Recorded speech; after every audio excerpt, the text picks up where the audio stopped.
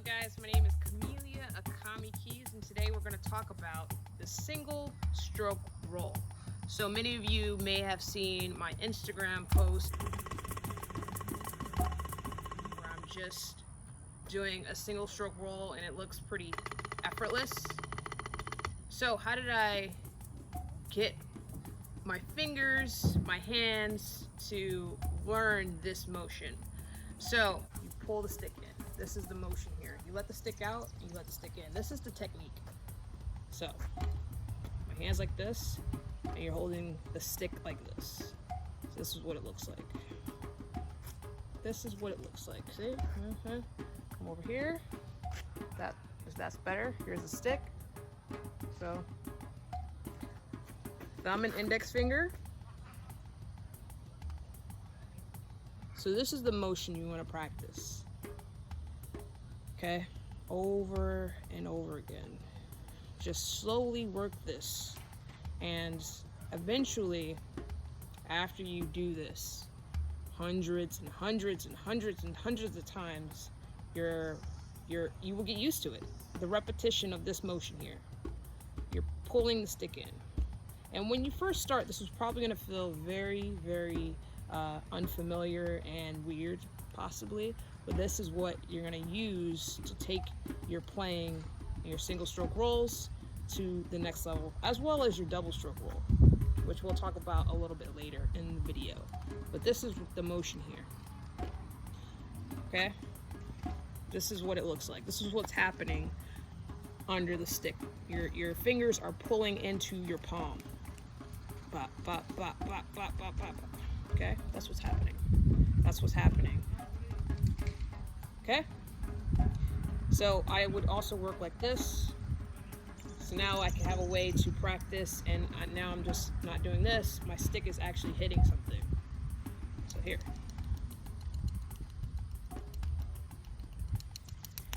Left hand.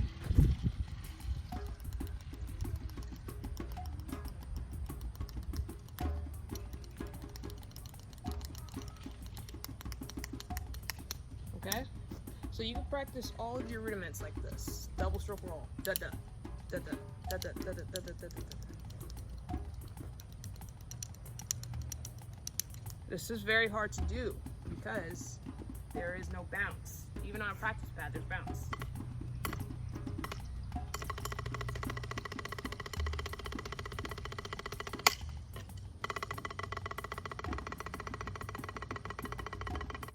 So the first thing you want to do is get familiar with your fingers. You should be able to do this, and you don't need a practice pad to do this. I used to practice when I was in high school like this, and I would use my forearm as a way to have some resistance, but your arm doesn't have any bounce. So when you do this, slowly at first, this motion over and over and over again will train your fingers to understand what to do when you become a little bit faster. So just practicing this over and over and over and over and over again. Okay? The same thing with the left hand. The left hand is usually a little bit slower, or it's a little more of a challenge to play a lot of things with the left hand because most of us are right-handed. So I had to spend a lot of time with my left hand, and I would do this motion here. Just do this over and over again, and really start to utilize your fingers, because a lot of people, they don't get this motion here. And then if you don't master this, then you start thinking that you need your arms and you need your wrists. But when you go past a certain point, you go from wrists to fingers. Okay? That's my technique anyway. So when I start, see how I'm using my wrist at first, but as I get faster, you relax and you start using just your fingers. So if that makes sense. But yeah, this is the motion. So I would spend time just doing this over and over and over again. Doing this over and over and over again. So if you don't want to practice this and you want to play drum set and work on some other stuff, that's fine. When you're watching TV, when you're reading a book, when you're sitting in the back seat and someone's driving you around, do this motion. Get really familiar with this motion here. So this is the match technique which I'm using, and I'm literally just pulling the stick in, okay? 1, 2, 3, 4. Another thing you can do is you can work on each individual finger. Your brain knows what you want to do, but you have to train your body. So you have to train your hands to learn what you're trying to do. Because you're like, I want to play fast. I want to do, right? That's what I want to play. But if you haven't trained your hands to do this motion slowly, you do this slowly. It takes about a week.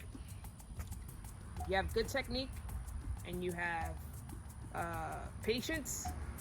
So it'll take about a week to a month, depending on how much you work on it. But like I said, practice this here with your forearm, practice that, your left hand.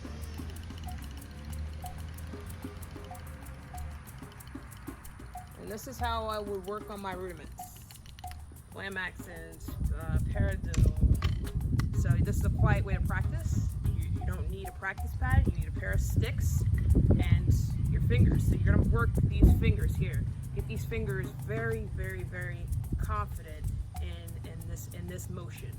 This is what's happening, because when you get past a certain point where your wrist gets past a certain point, you're gonna have to have your fingers come into play. How do you start to execute this? So this is what I did, and this is what I continue to do. You pull the stick in. This is the motion here. You let the stick out, and you let the stick in. This is the technique.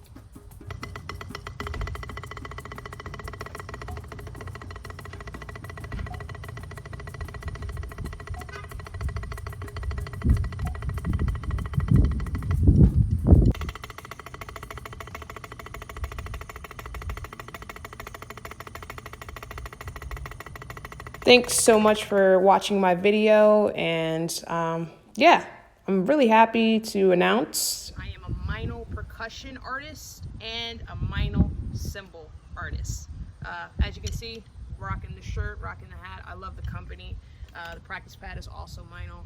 They make the best percussion, the best cymbals. Very, very grateful and an honor to work with and represent such an amazing company.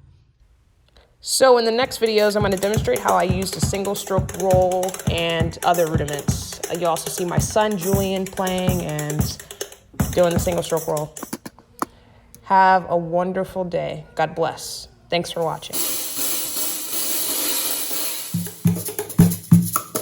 So as you can see, I'm going to review some of my setups. I have several different setups. I take percussion, I take drums, and I just, whatever comes to mind, I play and I explore different sounds. So here I'm using a cabasa, it's a foot cabasa made by Meinl, and in the next few videos you'll also see me playing different Meinl setups that I've created, and just adding stuff and being creative, just letting whatever comes to mind, letting it flow.